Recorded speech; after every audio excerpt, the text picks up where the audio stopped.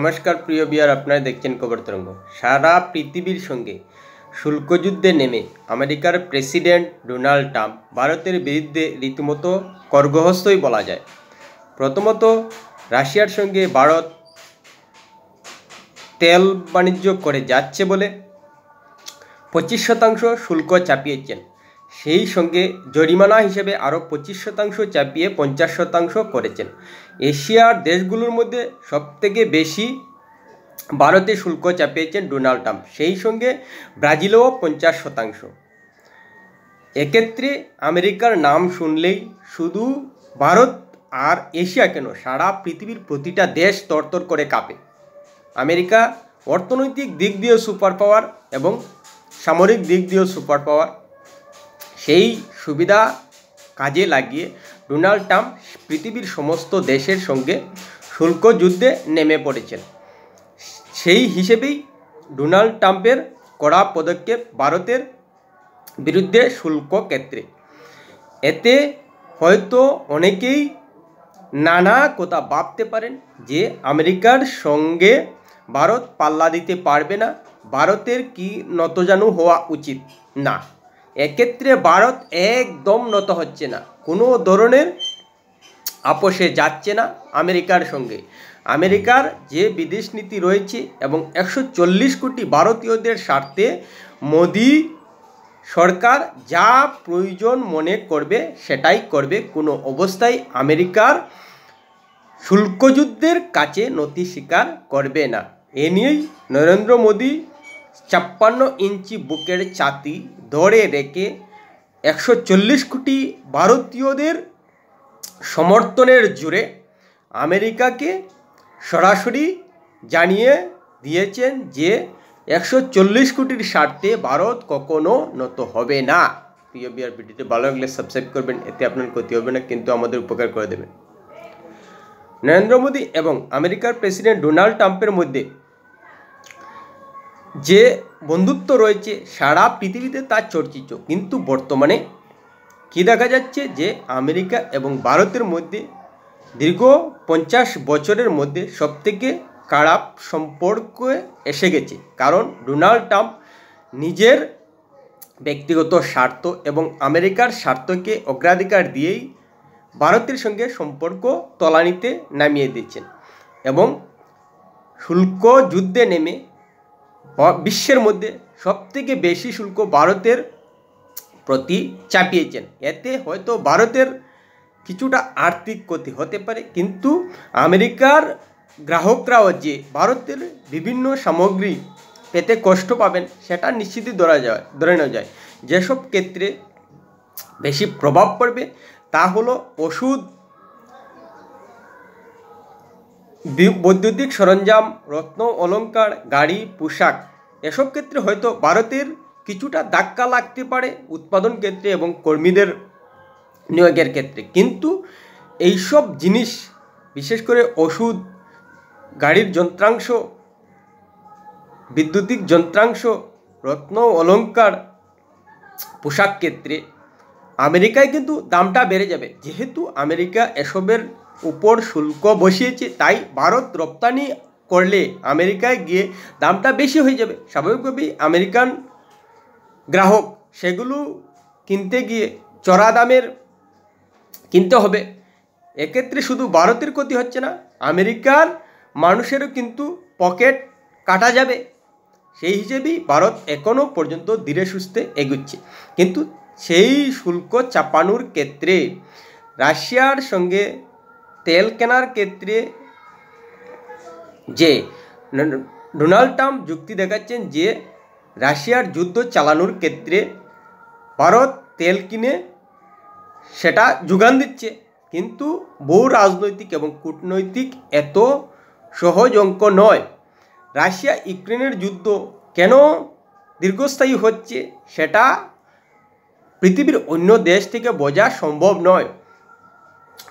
আর নিশ্চিতভাবেই রাশিয়া তার নিজের স্বার্থের জন্যই এভাবে ব্যয়বহুল যুদ্ধ চালিয়ে যাচ্ছে এবং ইউক্রেন নিশ্চিতভাবেই তার নিজের স্বার্থের জন্যই যুদ্ধকে প্রতিহত করার চেষ্টা করে যাচ্ছে। তাই বাইরে থেকে এটা বোঝা সম্ভব নয়, কিন্তু ডোনাল্ড ট্রাম্পের সবথেকে বড় ব্যক্তিগত স্বার্থ হলো যে ভারত ডোনাল্ড ট্রাম্পকে নোবেল পুরস্কারের পরিবেশ তৈরি করে দিচ্ছে না। প্রথমত ভারত পাকিস্তানের সংঘাতের বিরতিতে যেভাবে ভারত অস্বীকার করেছে, তৃতীয় দেশ হস্তক্ষেপ করেছে, তাতেই ডোনাল্ড ট্রাম্পের রাগ হয়ে গেছে। সেই সঙ্গে এবার রাশিয়ার ক্ষেত্রেও ভারত সম্পর্ক দূরত্ব সৃষ্টি করছে না, তাতেও ডোনাল্ড ট্রাম্প বেজার। কারণ রাশিয়া এবং ইউক্রেনের মধ্যে যদি যুদ্ধটা থামিয়ে দিতে পারেন তাহলে নিশ্চিতভাবেই তার নোবেল প্রাপ্তির পুরস্কারের সম্ভাবনাটা বেড়ে যেতে পারে। কিন্তু এক্ষেত্রে চীনও কিন্তু ভারত থেকে বেশি রাশিয়া থেকে তেল কিনছে, কিন্তু চীনের সঙ্গে সেভাবে ডোনাল্ড ট্রাম্প কিছু করছেন না, বরং আপোষে চলে গেছেন। কিন্তু ভারত সেইভাবে কিছু সদর্থক ভূমিকা না নেওয়ায় যেন চেপে বসেছেন ডোনাল্ড ট্রাম্প। এত সত্ত্বেও নরেন্দ্র মোদী পরিষ্কার বলেছেন যে কৃষকের স্বার্থের সঙ্গে কোনো আপোষ নয়। ভারত কখনোই তার কৃষক, পশুপালক এবং মৎস্যজীবীদের স্বার্থের সঙ্গে আপোষ করবে না। এই নীতির জন্য হয়তো তাকে মূল্য চুকাতে হবে, তবু কৃষকের জন্য তা করতে প্রস্তুত। কারণ কৃষকই সারা ভারতবাসীর মুখে অন্ন তুলে দেয় এবং কৃষক পরিষেবা ভারতের মধ্যে স্বাধীন। তাই কৃষকদের স্বার্থে নরেন্দ্র মোদী যদি নিজের ব্যক্তিগত ক্ষতি হয় তাও মেনে নিতে রাজি, কিন্তু কোনো অবস্থায় কৃষকদের কৃতদাসে পরিণত করার পদক্ষেপ নেবে না নরেন্দ্র মোদী। পরিষ্কার বার্তা বলে দিলেন। এতে পরিষ্কার হয়ে গেছে যে ডোনাল্ড ট্রাম্পের শুল্ক যুদ্ধে ভারত নতি স্বীকার করবে না, নরেন্দ্র মোদী নতি স্বীকার করবেন না। এবং আমেরিকাও বুঝে গেছে যে আগের ভারত আর নেই। ভারত এখন চোখে চোখ রেখে কথা বলতে জানে এবং ভারত যথেষ্ট আত্মবিশ্বাস পেয়ে গেছে। আমেরিকা যদি শুল্ক চাপায়ও তাতে ভারতের কোনো ধরনের সমস্যা হবে না এবং ভবিষ্যতে কী করে অর্থনীতিকে চাঙ্গা রাখতে হয় নিশ্চিতভাবেই সেই আশা তাদের রয়েছে বলেই নরেন্দ্র মোদী প্রকাশ্যে এ ধরনের ঘোষণা করতে পেরেছেন। কিন্তু ভারতও বসে নেই, ভারতও ভূ রাজনৈতিক কুটচাল শুরু করেছে। এক তো রাশিয়ার সঙ্গে তেলের ব্যবসা জারি রেখেছে, রাশিয়ার মতো পূর্ণ এবং বিশ্বস্ত বন্ধুকে হাতছাড়া করছে না। আবার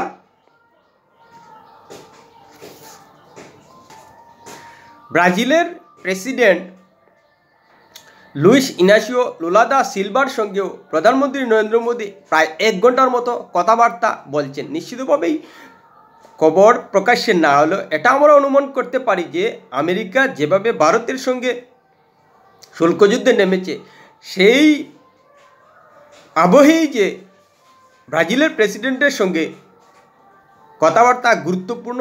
সেই সঙ্গে চীনের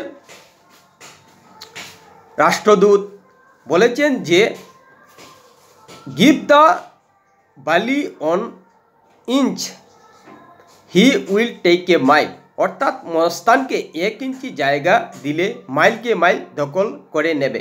আমেরিকাকে উদ্দেশ্য করেই যে চীনের রাষ্ট্রদূত একথা বলেছেন সেটা পরিষ্কার।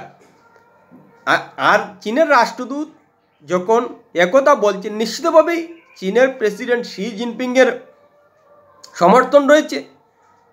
চীন থেকে বার্তা না এলে এভাবে তিনি বলতেন না। তার মানে কি দাঁড়াচ্ছে যে আমেরিকা ভারতের সঙ্গে শুল্কযুদ্ধ শুরু করে ভারতকে আরও চাপে ফেলতে পাকিস্তানের সেনাপ্রধান আসিম মুনিরকে পুনরায় আমেরিকায় ডেকেছেন। প্রথমবার এ মাসের আগেই একবার ডেকে নিয়েছেন এবং হোয়াইট হাউসে লাঞ্চ সেরেছেন, বিভিন্ন ধরনের কথা বলেছেন।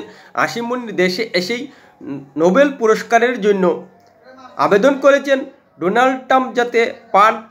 এবার আবার আসিম মুনিরকে ডেকে পাঠিয়েছেন চাপের খেলা খেলতে ভারতকে নিয়ে। কিন্তু ভারতও ভূ রাজনৈতিক চাল শুরু করেছে। এক তো ব্রাজিলের প্রেসিডেন্টের সঙ্গে ফোনে কথা হচ্ছে, রাশিয়ার সঙ্গে ব্যবসা, তেলের বাণিজ্য চালু রেখেছে। আবার চীনের রাষ্ট্রদূত বার্তা দিচ্ছেন যে আমেরিকার এই ধরনের মাস্তানি সহ্য করা কোনো অবস্থায় ঠিক নয়, তাহলে কিন্তু এক ইঞ্চি জায়গাকে মাইলের পর মাইল দখল নেওয়ার চেষ্টা করবে, অর্থাৎ পেয়ে বসবে ভারতকে, যদি ভারত বর্তমানে আমেরিকার চাপের কাছে নতি স্বীকার করে। আর সেটা মোদি করছেনও না। আর মোদি কিন্তু ভূ রাজনৈতিক কুটচাল শুরু করে ব্রাজিলের সঙ্গে সম্পর্ক রাখছেন, রাশিয়ার সঙ্গে বাণিজ্য জারি রেখেছেন, আবার চীনের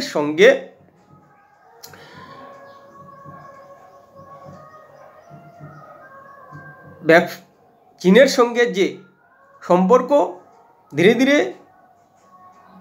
স্বাভাবিক হচ্ছে, চীনের রাষ্ট্রদূতের মন্তব্যেই পরিষ্কার হয়ে গেছে। এবার শোনা যাচ্ছে যে প্রধানমন্ত্রী নরেন্দ্র মোদী শীঘ্রই চীনেও যাচ্ছেন, অর্থাৎ ভারত, চীন, রাশিয়া আমেরিকার চাপের কাছে নতি স্বীকার না করে কাছাকাছি আসছেন। সবথেকে বড় সমস্যা হলো ভারতের ক্ষেত্রে চীনের সম্পর্ক নিয়ে। রাশিয়া এবং ভারতের সম্পর্ক যে দীর্ঘদিন থেকেই বিশ্বস্তর মধ্যে রয়েছে, কিন্তু চীন ভারতের সম্পর্কটা 2020 গালওয়ানের সংঘর্ষের পর থেকে তিক্ততায় রয়েছে। কিন্তু আমেরিকা সঙ্গে চীনের তিক্ত সম্পর্ক, আমেরিকা পৃথিবীর মধ্যে সবথেকে বেশি প্রতিদ্বন্দ্বী মনে করে চীনকে।